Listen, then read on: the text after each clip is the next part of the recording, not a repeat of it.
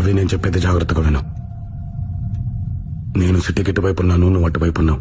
నేను ఇప్పుడు వచ్చి ఆ కారం చేసేసి నేను కాపాడతానని చెప్పను, ఎందుకంటే అబద్ధం. నువ్వు ఇప్పుడు డేంజర్ లో ఉన్నావు, ఇది నిజం. వాళ్ళు నిన్ను బెదిరించొచ్చు, కొట్టొచ్చు, చంపేయొచ్చు కూడా. అదే జరిగితే బ్రతికినంత కాలం నీకోసం ఏడుస్తాను అరవింద. ఏడవడం కోసమే బ్రతుకుంటాను. స్పీకర్ ఆన్ చేయి.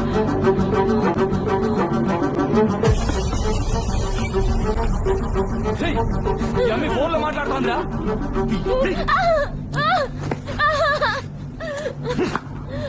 మీరు ఎవరో ఏందో నాకు తెలియదు సామే, కనుక్కుంటా. పెద్ద కష్టమేమీ కాదు. మీరెత్తుకొచ్చి నమ్మి నాకు కావలసిన మనిషి. ఈ పొద్దు మీరు ఆమెను ఏమైనా చేయొచ్చు, కానీ రేపు నాది. ఇప్పటిదాకా మీరు మగాడు ఆడదాన్ని చేర్చేది వినుంటారు, కానీ ఇప్పుడు మీకొక్క మగాడు మగాడిని చేరిస్తే ఎట్టుంటాదో చూపిస్తాను.